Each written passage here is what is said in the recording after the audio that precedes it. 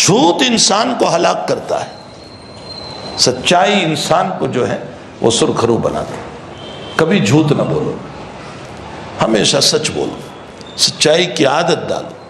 انسان جب جھوٹ بولتا ہے تو اس کے منہ سے بدبو نکلتی ہے، اور اس بدبو کی وجہ سے فرشتے دور ہو جاتے ہیں۔ سچ بولا کرو اور سچائی کی عادت ڈالو۔ الصدق ینجی والکذب یہلک، سچائی نجات دیتی ہے اور جھوٹ ہلاک کرتا ہے۔ اور پھر دوسری بات انہوں نے یہ فرمائی کہ جب میری توبہ اللہ نے اتاری تو میں اپنے کھیت کا ایک حصہ صدقہ کرتا ہوں۔ اس سے یہ معلوم ہوتا ہے کہ اللہ کی نعمتوں کے ملنے پر بھی شکریہ کے طور پر اللہ کے راستے میں صدقہ کرنا چاہیے۔ امت کا مزاج یہ ہے کہ غم آتا ہے تو بکرا دیتے ہیں، مصیبتوں میں، خوشیوں میں کوئی نہیں دیتا۔ خوشیوں میں تو عیاشیاں ہوتی ہے، جب پریشانیاں ہیں، مصائب ہے، بیماریاں ہیں، حالات ہیں، تب تو صدقہ نکالتے ہیں کہ صدقہ کرو۔ نہیں، خوشیوں میں بھی دیا کرو، اس لیے کہ رب کریم کو جب خوشیوں کے اندر شکرانے کے طور پر دیں گے تو ظاہر سی بات ہے کہ بندہ جب خوشی میں ادا کرتا ہے تو رب کریم بھی خوش ہوتے ہیں اس پر۔ کیا وہ روایت ہم نے نہیں پڑھی اور سنی کہ رات بھر نبی علیہ السلام آدھی رات تک کھڑے رہتے تھے، آدھی رات کے بعد جو تہجد کے لیے کھڑے ہوتے تھے اور پاؤں مبارک ورم کر جاتے تھے، کبھی کبھی خون رسنے لگتا تھا۔ بخاری کی روایت ہے، ورمت قدماہ حتی تفطر، خون رسنے لگتا۔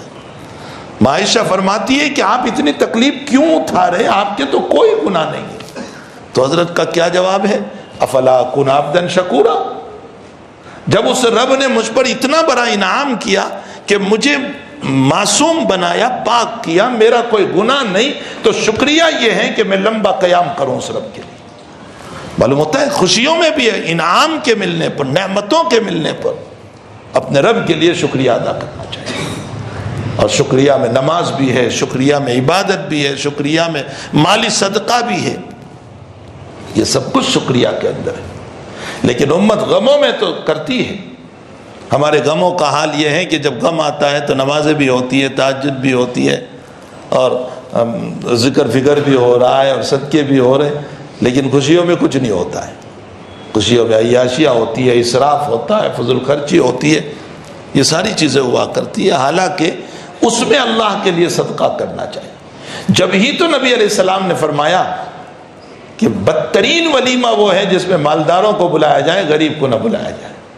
یہ اسی لیے کہ مالدار تو کھا کر کے ہو ہاں کر کے چلے جائیں گے، غریب اگر کھائیں گے تو جن کو کبھی کھانا نہیں ملا ہے ان کے شکریہ کے الفاظ نکلیں گے۔